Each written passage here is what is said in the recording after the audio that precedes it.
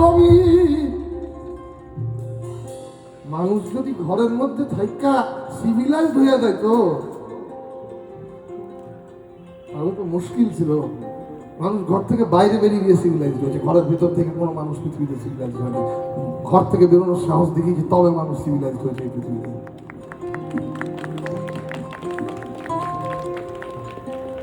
DNA check করলে কার যে Africa আর কার যে চায়না বেরোবে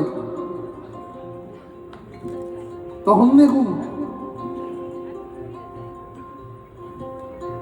ওরে পরে জাগা পরে জমিন ঘর বানাই আমি রই, আমি তো সেই ঘরের মালিক।